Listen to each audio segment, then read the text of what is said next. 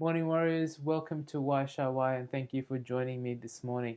I want to talk about something that's kind of anti-pattern, something that, we all know but also we don't really acknowledge. And that is that projects actually start when projects actually finish. Okay? Stick around for the next 5 minutes and we'll try to see what that means.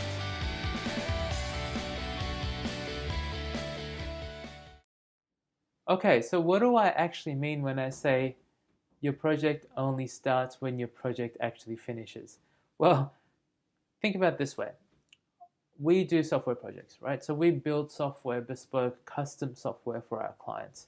And it's not until we finish that project that our client actually starts using that software.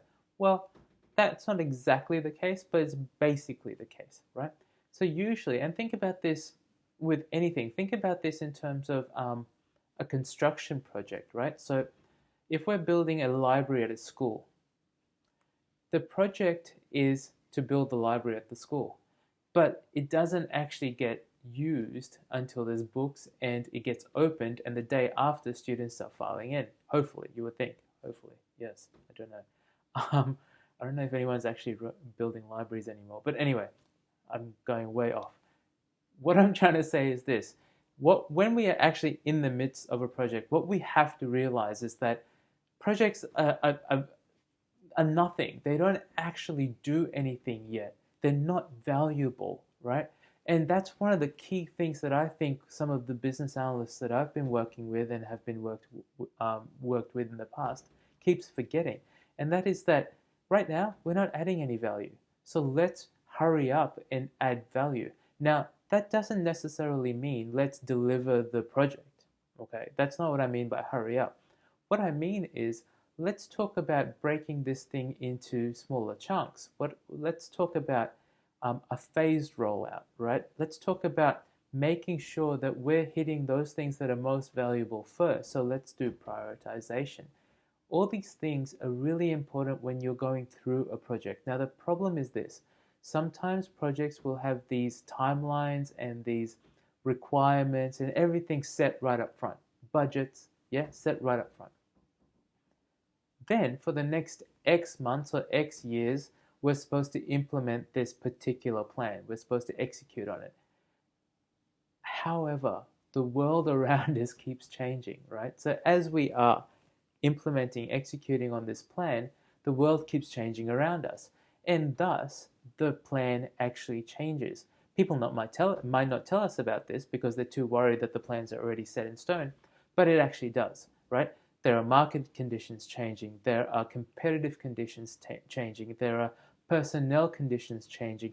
All sorts of stuff is happening right now. The world doesn't just stop because we're in the implementation phase of a project.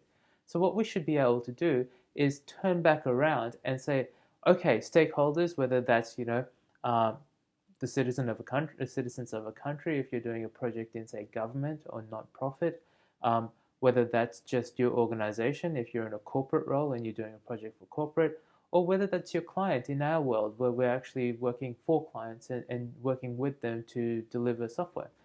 Whatever your use case scenario is, whatever the reason for you to be executing a project is, I guarantee you things are changing. And if you don't hook into that change mechanism, what will happen is you'll deliver a project that is just already old, already just isn't useful.